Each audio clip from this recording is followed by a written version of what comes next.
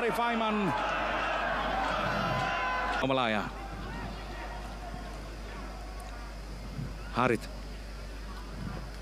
berfungsi di bahagian pertahanan. Arif Aiman, tolakan yang cukup baik, 1-2 cuba dimainkan. Walaupun kehilangan 7 pemain, penggantian pemain-pemain yang lain juga mampu memberikan ancaman kepiliran dan juga bagaimana dia akan mengatur pemain. Ya, ia bergantung kepada naik ke atas. Jadi pemain sokongan kesilapan daripada Lokpatif memberikan ruang satu lagi ancaman dan satu sepakan terakhir sepatutnya dimanfaatkan oleh Malaysia. Nazab mainkan peranan. Arif Aiman dibiarkan kepada Dion Kuz. Romel terlibat. Kembali semula kepada Arif Aiman. Semakin baik hantaran-hantaran pendek yang dilakukan dan daripada pasukan Laos yang sudah tentu dia akan menjadi target man. Sudah pasti arahan itu ada dalam kawasan penalti Laos. Arif Aiman melakukan hantaran tandukan yang diselamatkan oleh pergi 100% untuk terus Latus. Hantaran untuk mendapatkan Arif Aiman, namun dipersalahkan.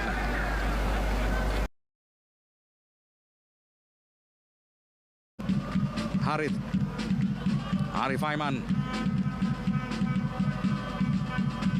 Bila kita mempunyai banyak peluang untuk menjadikan gol, Kerana ada 3 pemain Laos yang menunggu sahaja untuk melakukan tekanan.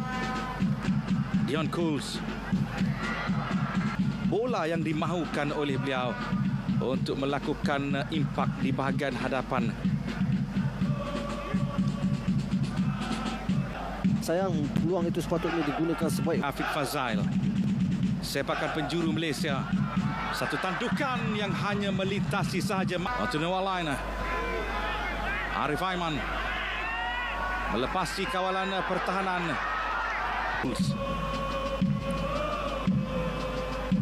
Arif Aiman cuba menggerakkan permainan di sebelah kanan. Romel.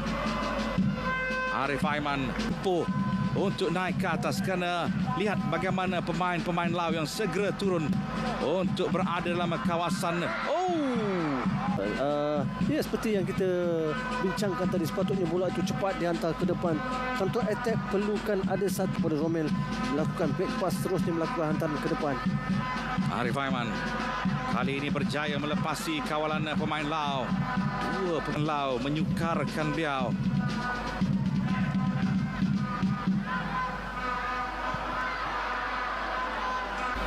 Untuk lari di bahagian belakang untuk Arif Aiman mencari ruang. Bagaimanakah dia untuk melepasi benteng pertahanan yang kita lihat begitu ramai Pemain-pemain Malaysia yang perlu diguna pakai.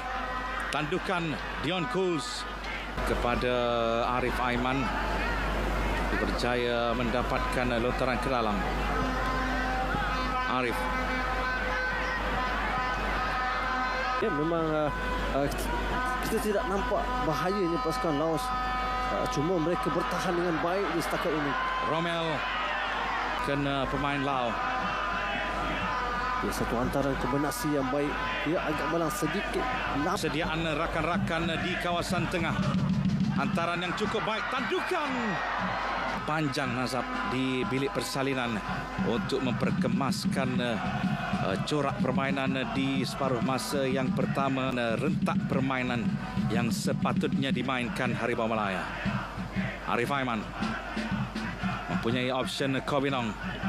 Apakah akan melakukan gelecekan, cuba melepasi kawalan 2 pemain. Hantaran rendah yang diguna pakai balik kepada Nawalain. Dion Kuz. Arif Aiman tergelincir cuba untuk bangun dan sepakan percuma. Ada peluang keemasan juga dimiliki oleh pasukan Laos. Arif Aiman melepasi kawalan pertahanan. Arif Aiman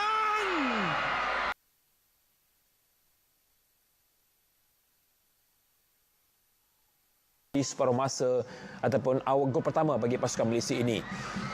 Menerusi gerakan ini, Arif Aiman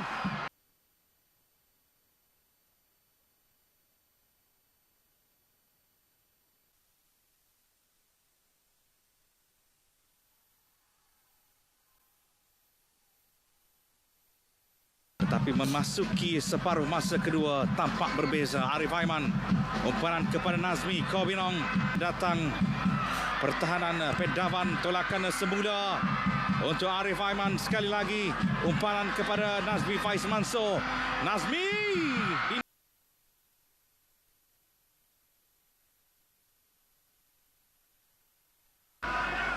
dan juga untuk memegang penguasaan Arif Aiman.